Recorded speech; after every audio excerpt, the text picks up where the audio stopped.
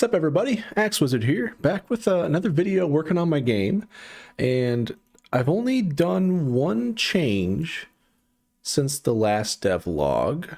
I have dynamic collision shape and light occluders based on the sprite.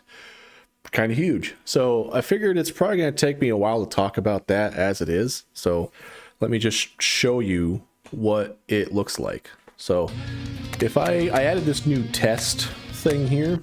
So this brings me to this really elaborate and finely handcrafted, just kidding. It's just got a text box so I can name what the scene is.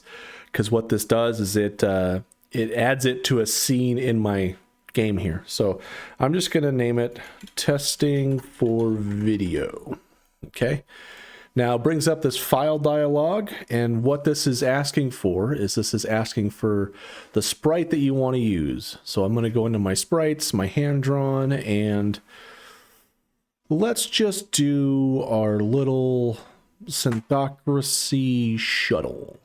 Where's that at? Here we go.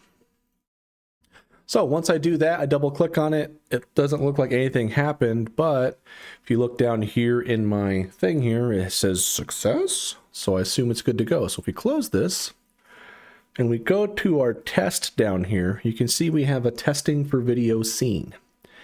And when we open this up and we go to the 2D, you can now see that we have a sprite. We also have an area 2D, and we have the light occluder. And it's already created itself. How cool is that?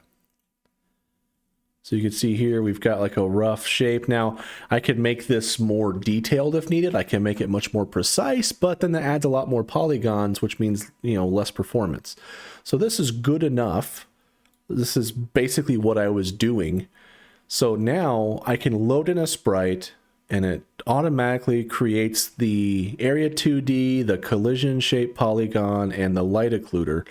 Makes it right there just based on the sprite, which is awesome. Because what I was doing before is if we go to all my ships here, let's go to like a, I don't know, Coalition Arrowhead here. So you can see this is a ship. We got all this stuff here, right? We've got thrusters. Let's turn those off for now. We've got sprite. We got the area 2D, we got the collision shape, we got weapons, I'm going to turn that off for now, ship shields, turn that off for now, and occluders, turn that off for now.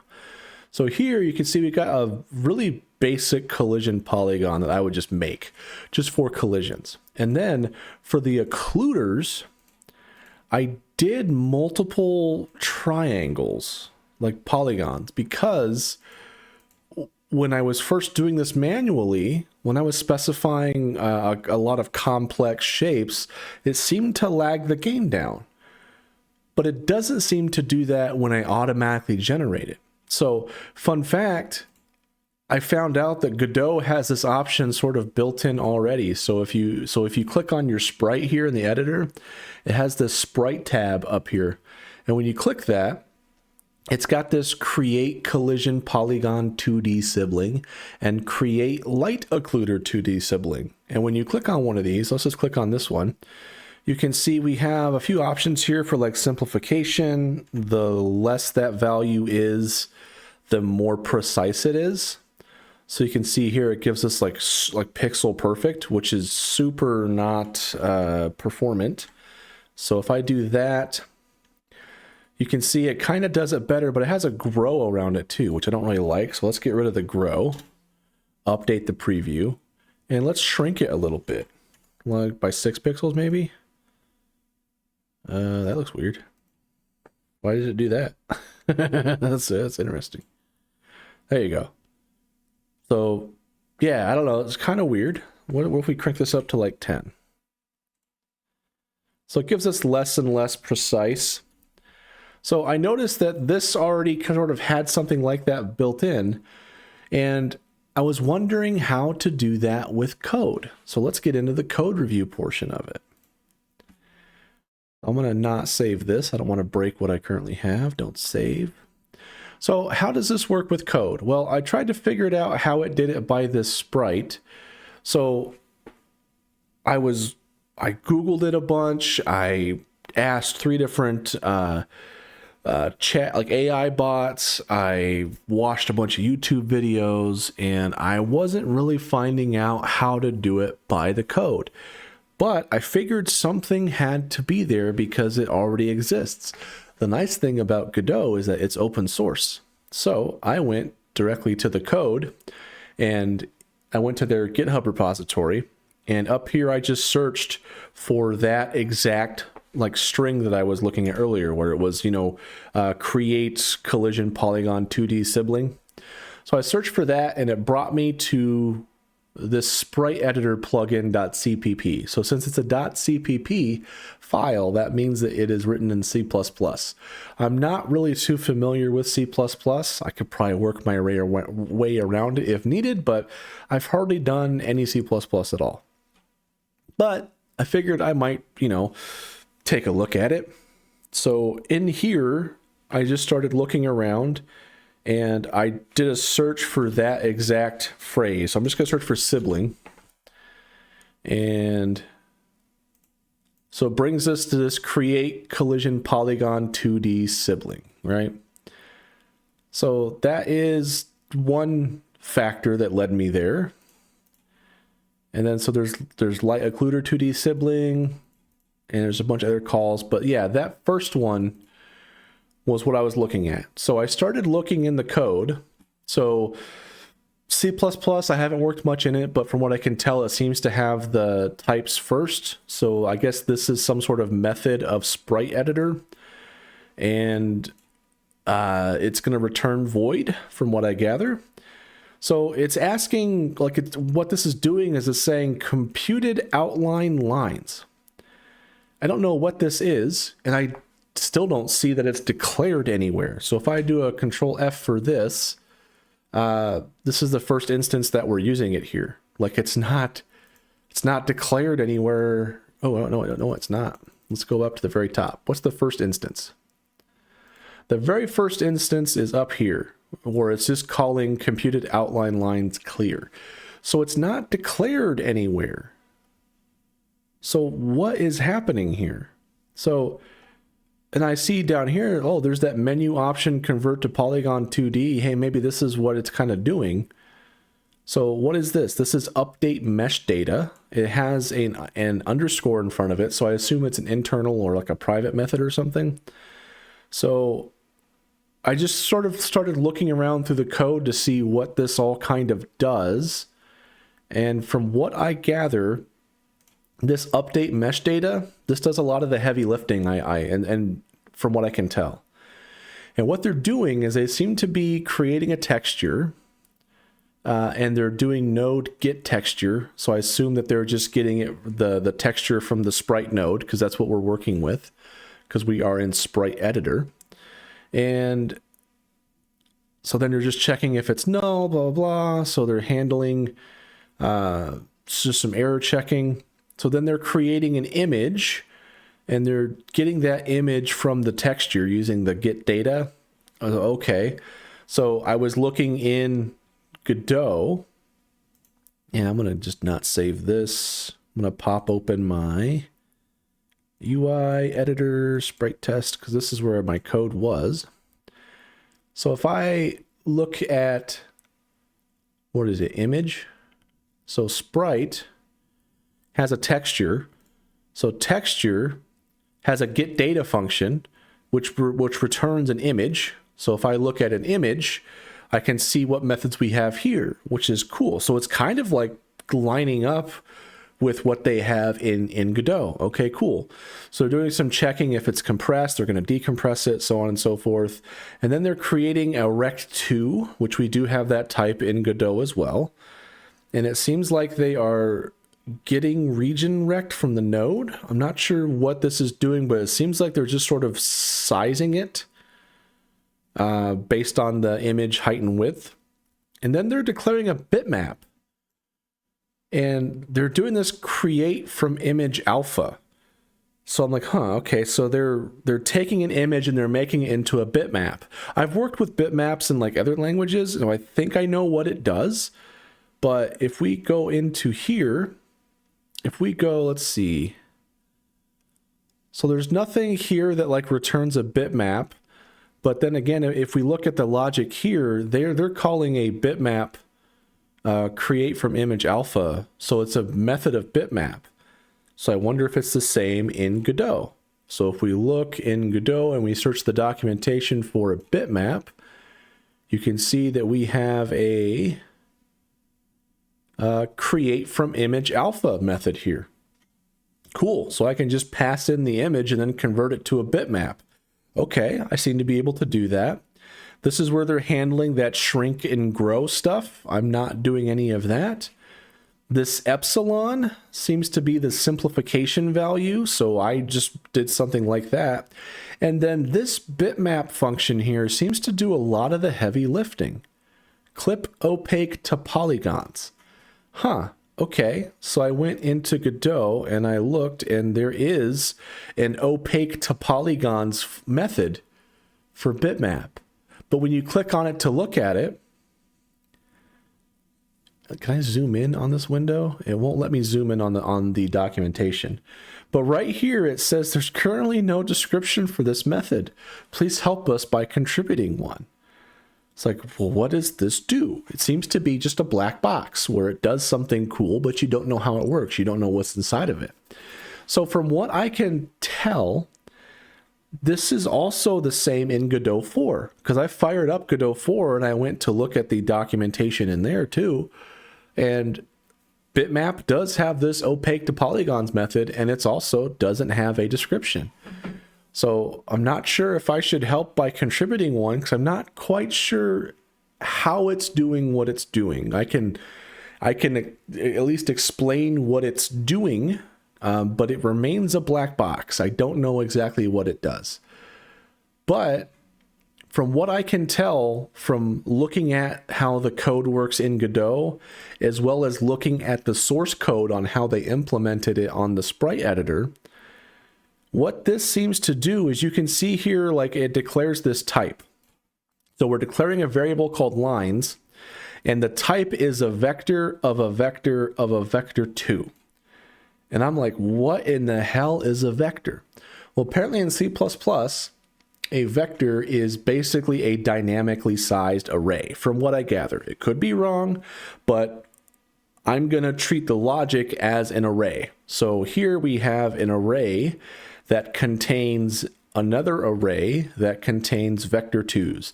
So basically it's a 2D array. And so I'm familiar with like 2D arrays. I used them quite heavily when I was using GameMaker because I didn't really have any sophisticated data structures or types or anything like that. So anytime you were doing something, it was pretty much like a 2D array, or think of it like a grid system sort of. And what this seems to be doing, so we're getting lines, and from what I can tell, this just gives you like the outline of the sprite in polygons. So I thought, okay, cool. At first I thought maybe it might have been sort of how, if we bring up this testing for video scene here, and we go right here, and we hide the light occluder, you see how the collision shape has multiple polygons inside of it? I thought that's what this was doing. But no, what it's actually doing is, you see this outline? Here, let's do it with the light occluder because it's easier to see. So you see this outline here? That's what it's doing. It's generating this shape. So how in the world does it have that? Okay. So you can see here, it's just basically generating a bunch of points that makes a big polygon, is what it's doing. Now, I thought it odd that it returns an array of vector 2s, because I would expect that it could hold multiple polygons. So, but what you see in the code, at least how it works from in Godot 3, which is what I'm using, it only, like, so this first array will only have one index, and then this second array basically has all of the points, all of the vector 2s that's used to create that polygon. I haven't run into a case where this bitmask actually returns like multiple polygons. So far it's only really one polygon, and it has this array full of these vector 2s, which is the X and Y coordinates of where these points actually are. And it's determining that based on that rectangle, or the rectangle that we got earlier, and that epsilon, which was that simplification value. So, okay, cool. And then they're doing some other stuff here, which I didn't really pay attention to, like UV lines clear. When I see UV, that typically means shaders. So I'm wondering if that's what it's doing to like do this effect here, is some sort of shader. So that seems to be how the editor's doing it. So I'm not doing anything with that right now. And then it seems to go on, and it's basically setting a size, doing some stuff here. And then later on, we're checking if the menu option is convert to Polygon 2D. Then we have these outline lines and computed outline lines, which again, I think are just probably part of, they might be part of this sprite editor, because they're not declared anywhere in the scope of this file that I can see. So I'm not sure what the hell these are or where they're declared. But from what I can tell, those outline lines and computed outline lines are the same thing as the lines variable. So it's a vector of a vector of a vector 2, or a 2D array of vector 2s, from what I can tell. And what they seem to be doing here, which also, fun fact, I don't know why they named their iterator variable pi or pi, because I think of 3.14, but this is an int. So I don't know why they named their iterator variable pi. In fact, it seems to be recognizing that as something else. So I don't know if I should like put in a pull request to correct that, or if that's even a big deal or what, but I'm just going through this blind. I have no idea what I'm really looking at. I'm just kind of digging through it and trying to intuit as best I can what it's doing. So here you see we have a vector of a vector 2. So we have an array of vector 2s, and we're iterating through lines. So we're iterating through that first array. So fun fact for this function, this whole block here will only fire once. So there will only ever be like one of this for loop. And then this second loop here is where they're going through the vector 2s, and they're basically writing them to the outline lines and the computed outline lines. So the difference from what I can tell is the computed outline lines is they're doing some fancy stuff with this vector in regards to the rectangle position. So they're dealing with some offset for it. And I think I figured out the reason why that happens. But they're also handling it if it's flipped, and then they're also handling it if it's centered. So kind of interesting. And then it doesn't seem to do anything else. That's what it's doing. So I'm like, okay. And as I look farther down, there's this convert to Polygon 2D node. So I assume that after they've already done the mesh data and stuff like that, now they're actually converting it to that Polygon 2D node for the collision thing, I would gather. And from what I gather, they're just doing the same kind of stuff here. But it seems like the heavy lifting was done by this create mesh data, or this update mesh data function or method, whatever this is. And a lot of that heavy lifting is done by this bitmap opaque to polygons thing, which is kind of a mystery. So I figured I would try to rig something up in Godot. So this is what I have. So I made like a quick and dirty UI. I have a control node. I have a center container. It's not virtual box container, vertical box container, or VBox container. I have a line edit so that I can basically type in what I want the scene name to be. I have a button to bring up the file dialog, and the file dialog allows me to select what sprite I'm going to get. And I have those signals hooked up. So let's start with those signals. So when I type in something in the box, it's just setting a scene name variable, which is just going to be what I'm going to name it. And then when you click the button, it does that pop-up centered of the file dialog, so it brings it up centered, and I just set it to be 500 by 250. And then once I select a file from that, it fires this on file dialog file selected signal, and it gives you the path to that file. So what I started out doing is I started trying to actually like load it as a file. But if we go up to the top here, you can see that my file path is a string, and then the file variable, it started out as a file type, but I changed it to image because that's what I need. I want to load it as an image. So here I'm basically doing image.load, and we're loading that file path. So if we go to the image, you can see here we have this load method, and loads an image from the file path. See supported image formats, blah, blah, blah. Warning, this method should only be used in the editor or in cases where you need to load external images at runtime. So yeah, that's what I'm doing there for now. So I'm loading that image, doing some error checking, and then I'm calling this convert image to sprite and stuff method, which I just kind of made to throw stuff at the wall. So this is where a lot of this heavy lifting is happening. So I'm following the same kind of logic that they did in the source code, except it's not C++, I'm using GDScript. So here, I'm doing some finagling to handle some issues here. So what I'm doing is we need to first ensure that we trim any unused space from the image. Because what I was finding is that most of my sprites, when I import them into Godot, I already have them pre-cropped, which means that there's no excess space.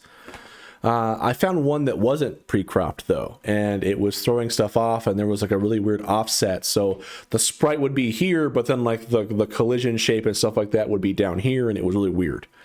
So this is basically, if we look at this, so image is a type image, and there is a get used rect function. And what this does is this returns a rect2 type enclosing the visible portion of the image, considering each pixel with a non-zero alpha channel as visible. So it's just basically doing that auto crop for me is what it's doing. And it's returning it with a rectangle 2 or a rect2. So if you look at this, it's a 2D axis aligned bounding box. It consists of a position, a size, and several utility functions. So you can see here we have position, size, and end. All three of these properties are all vector 2s. So I was like, I've never used a rect2 before. So what I'm doing is I'm doing that image equals get used rect, which gives me that rect2. And then what I'm doing is this image get rect. This is kind of a misnamed function, I think, because if you look at what this does, this returns a new image that is a copy of the image's area specified within the rect. So you can see here, this returns an image. So it should be like get image from rect is what it should be named, but it's because it's not returning a rect2 like I thought it would be. So what this is basically doing, let me just pull up like my Linux version of MS Paint here. What this is doing is, say that you have a sprite that is like this, right? And then you have, I don't know, let's say like a cool spaceship, right? Spaceship, right? Whatever. Okay, cool. So we have this sprite. We don't want any unused space around here. So what this rect does is it basically just returns the image. You kind of get the idea. So this here is the rect that is returned from here. So let's bring this like down and over here. Let's go back into the code. So this first on line 20 here, this is getting the used rect. So it's getting this rectangle here of the actual used area of the sprite. And then we're setting the image to equal image get rect, which is getting an image based off of that rectangle that we're supplying in. So it's basically just cropping out this whole image for us. That's basically what it's doing. So now all this stuff is gone, and it's just that sprite. That's really all it's doing. So I'm going to discard that. All right, so we are refreshing the rect2. So then I'm doing image rect here. I've already declared it. I'm doing the same thing. I'm just getting the used rect off of that because there's an offset thing that was happening. So in that earlier example, if you shrink it down to a portion, the position of that is not going to be 0, 0. So that's all I'm doing here is I'm just basically resetting the position of it. And this was what I did to handle that weird offset problem. So now that we've got that, we're going to convert the image to a bitmap. So we're just creating a new bitmap node, and we're doing that create from image alpha, and we're just passing in the image. And what a bitmap is, I guess we'll just look at the, let's see, we'll look at the documentation for it. So a bitmap is a two-dimensional array of Boolean values. Can be used to efficiently store a binary matrix. Every matrix element takes only 1 bit, and query the values using natural Cartesian coordinates. So it has that 2D array, so it's like a grid. So a sprite is just a 2D sprite is just basically a grid of pixels, right? So the bitmap only cares whether something is true or false. So what this is doing is this is taking that sprite and it's basically all the parts that are alpha that are invisible, it's setting them to be false. And any part that has something other, like something visible, it's going to set it to be true. So that bitmap allows us to know, hey, where stuff is. So that's what we're doing there for bitmap. And then we're going to determine the polygons. Looks like this gives us an array of pool vector 2 arrays, basically a 2D array of vector 2s. So fun fact, if we take a look at the pool vector 2 array type, it's a pooled array of vector 2s. An array specifically designed to hold vector 2, optimized for memory usage, does not fragment the memory. Note, this type is passed by value and not by reference. This means when mutating a class property of type pool vector 2 array, changes will be lost. Okay. So this is basically an array of vector 2s that's just optimized to handle that. That's part about being passed by value and by reference is kind of important. So I believe that most, I don't know if it does it. Let's take a look at, do we have array pulled up here? Let's take a look at a dictionary. Dictionaries are always passed by reference. So what does it mean passing by value and passing by reference? If you pass something by value, let's pull this up here. This will be fun. So if you pass something like by value, it means that it's making a copy of it. So I think this is what I want. So that means that any changes, so say this starts out as 1, and then I change my copy to be 2. That's not a very good 2. You can't even tell. There we go, 2. It's not going to affect this one. If you have something to where you're passing it by reference, it basically means you're passing like the memory pointer to it, and it's going to modify the underlying data. So if I pass in a reference and say this is, where's my thing? Here, and this is going to be 1. As soon as I update this to be 2, it's actually updating, it's only a reference. So what it's doing is it's actually updating this in real time to be 2. Does that make sense? So that bit about passing by value or by reference is data semantics. It's very important to know because it might have unexpected behavior. So I believe arrays are the same way. So if we go back here, we control click this array. Arrays are always passed by reference. Okay, cool. So that pool vector 2D array passes it by value, which means that if you mutate it, you're only mutating that one copy, and it's not going to reflect in anything else. So that's very important to know, but not for this case. but in general, it's always good to know the data semantics of what you're doing. So we're getting that, again, we're getting an array of pool vector 2 arrays. So if we're looking at the source code here, we're sort of getting that vector of vector 2s. So this is an array that holds an array of vector 2s. In GD script, it's an array of pool vector 2s. So fun fact. So then what we're doing is we're converting our image to an image texture, because that's what our sprite needs. We can't set the sprite to use an image directly. We have to set it to use a texture. So we can get by that by setting an image texture.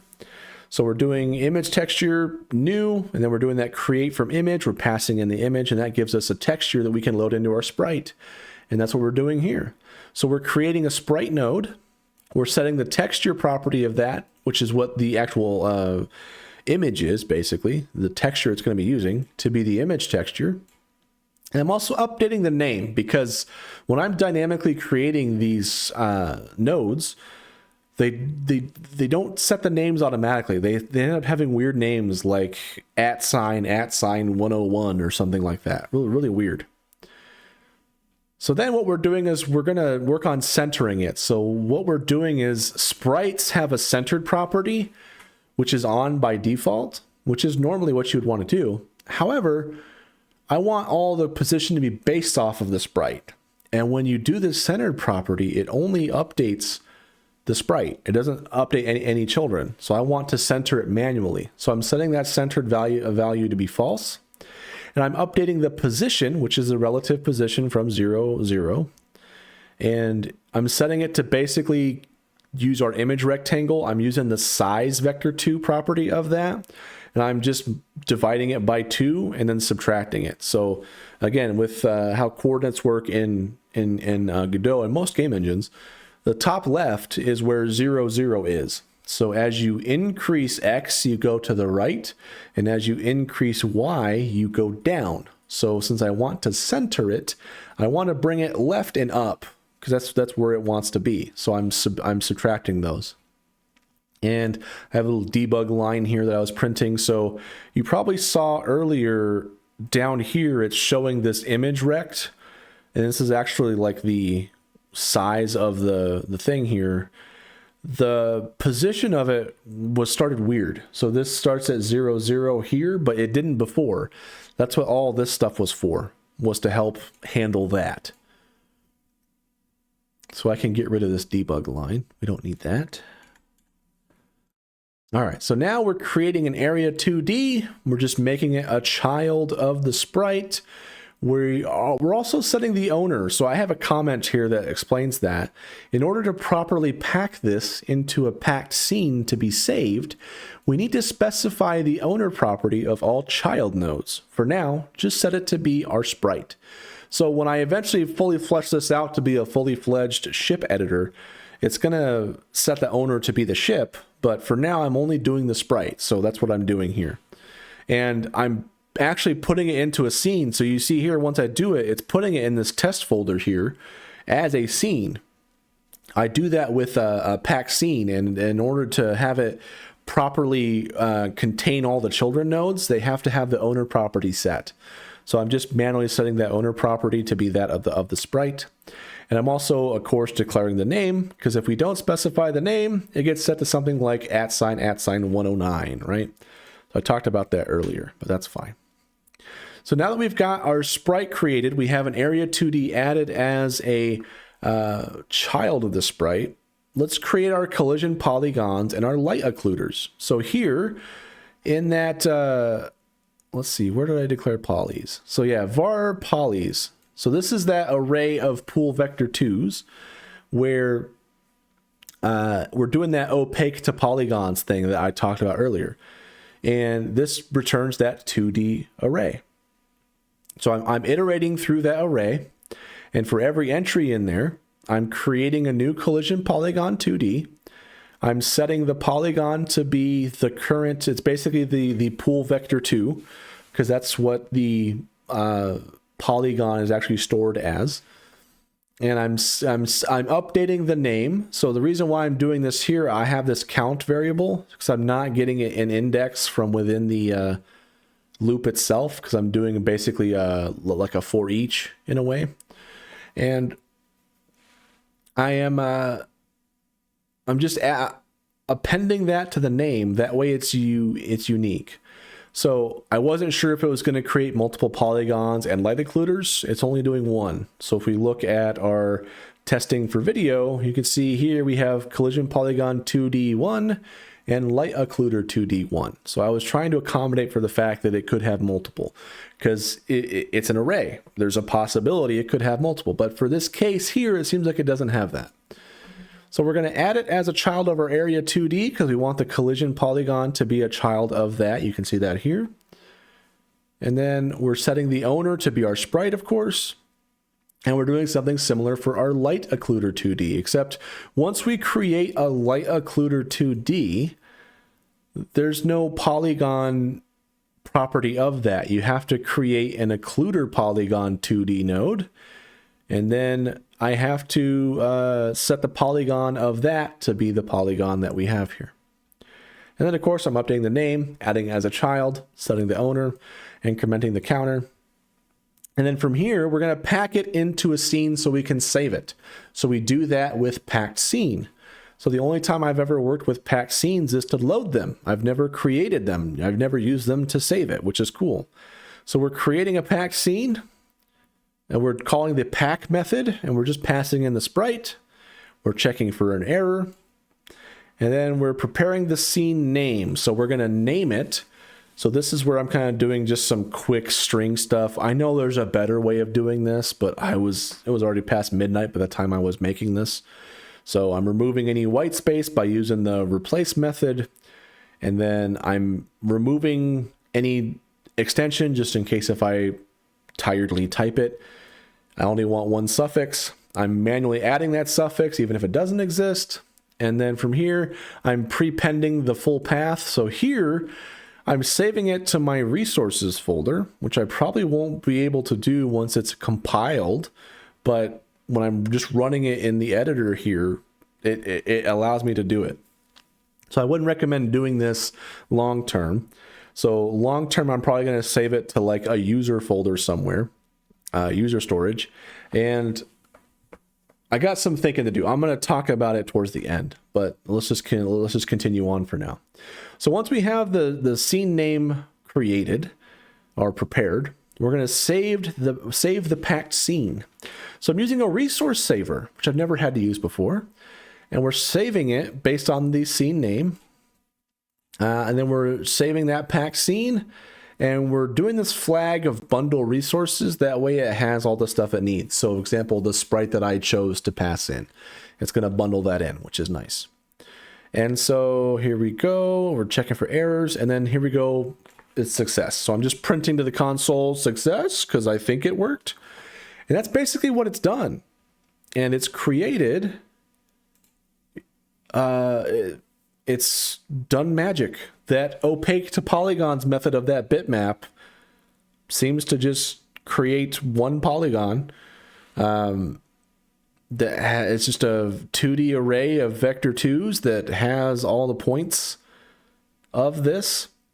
Now, I could manually go here and definitely make this much more performant, because this one has basically 20 points on it, and I think it should only really have maybe 8 at the most, but this works. And it also works for larger ones. So if you look at my fighter test here, or freighter test, this was a ship that I hadn't yet brought in, and it's a big old freighter. So I ran this, and it works pretty well. Now, I was concerned because, again, with this light occluder, like this seems like it's probably pretty huge. Like this has how many points? So if I look at the occluder pool vector 2 array, this has 66 points in it. And I was like, that's got to be a lot. That can't be performant. There's no way. And so I tried it out. So if I load my game, you can see I have it here. It's doing the shadows. It's not lagging the game at all. And I'll have to see it once it works, but yeah. So I actually added it as a ship, and I was able to buy it from my shipyard and stuff like that, and I only have one little crappy gun on it for now, but yeah, that, with this done, I can now work on the rest of the ship editor. So let's talk about that, because there's some stuff that's got to happen there. So things done since last episode. That was that dynamic collision and shape. We just went through all that. That was fun. So I'm working on creating a ship editor that I want to use to be able to do stuff. So I've got some stuff left to do. I need to resize the shield based on the sprite. So that's pretty trivial, but if we look at one of my ships, let's go to ship. Let's say something like, I don't know, Synthocracy drone carrier. Here we go. So this is how I'm creating ships currently. I'm making one kind of crappy collision polygon, and then for the light occluders, I have a bunch of little ones that are different triangles to avoid any concave shapes. And yeah, we'll see how this works, but I'm going to have one occluder now as opposed to doing all those. And then I have a bunch of thrusters, so I'm going to have to add those on. Those are all handled with the ship thrusters node, because that just does it based on the, it does all the calculation based on what inputs you're doing. Ship weapons, so I'll have to handle that. And then ship shields. So ship shields is its own node, and it sort of has some logic that handles flaring the shield, like when it gets hit, and the cooldown of it, and all this stuff, different stuff, right? So that has its own logic thing. So it's a little more involved than just dynamically resizing the sprite, because that's trivial. I just need to make it do that, and then have its ship shields node and stuff like that. So then I need to add some sort of canvas layer so I can actually display the ship. So I envision that, you know, the next step is once I hit test, once you select a ship and it creates that collision node and stuff like that, maybe it puts it on like a canvas 2D so you can actually see it here. And then you'll have some options to like fill in the other variable names and like put weapons and thrusters and stuff on it. So that's what's going to happen. So yeah, place thrusters on a ship beneath the sprite, so they're going to be a layer behind it. Place weapon slots and select weapons. That'll be a big thing. Defining the ship variables. So if we look at our Synthocracy drone carrier here, you can see on the right we've got all these variables that we have to set. So having some way to determine those, maybe sliders or something, I don't know, but we'll see what happens. Then I want to design a dictionary that's to be used like a JSON-like thing to store ship configurations. So right now, I want to get away from having these ship scenes. I would like to be able to just have a file that has the details about what needs to happen. So, and it just creates them as needed. But you're going to have ship scenes, I think, but I don't know. I kind of want to just, it'd be nice to just have a file you can just load it from. I guess that's what a scene is, but I don't know. I'll have to do some thinking on that. I need to figure out how I want to handle custom ships. So once I get it going, I want to add this as a feature in the game to where somebody can like make their own stuff. It'll be really handy for mods. And so I want to do some thinking about how to handle that. I also kind of want to convert ships.gd to be a JSON file or something. So ships.gd is where it's basically already JSON. It's just a dictionary that has a bunch of stuff that references the scene path. So I want to be able to just have all the stuff here and have it created on the fly, but that wouldn't be efficient. It's nice to just have a prefab scene ready to go, right? So I need to do some more thinking on that. And then I still have to figure out the upgrades. So what I mean for upgrades is, you might be able to sacrifice some of your inventory space to have like something that increases your acceleration, or maybe your turn speed, or maybe it boosts your shield. You can have like a big battery array or something on there, or you can maybe add a carrier bay so your merchant vessel can launch fighters and when it gets attacked or whatever. You can add various upgrades to improve the reliability of your scanners, so maybe you can see farther out in the map. So when we start the game and we load, we go to our map, you can see other star systems if you have increased scanners. Maybe it gives more details, so if you haven't explored a system yet, it'll still give you some details on it. Maybe you can have upgrades to add more detail on your mini map, so you can see you can mouse over things and see what they are or whatever. That might be handy. I don't know. So there's lots of things to still figure out. But I think I'm off to a good start with the ship editor to be able to make it work how I want. Anyway, I just wanted to show that because while it's only one thing in the list of things to do for the ship editor, I feel like this was pretty big. And I've already been talking for 45 minutes as it is. But I was able to figure it out by looking at the source code on how they did it, because I didn't see any tutorials or videos. I didn't see like anybody. There's no forum posts about it. At least I wasn't able to find any. So yeah, maybe I might make its own separate video for those who might be interested. Just covering just this. I don't know, but yeah.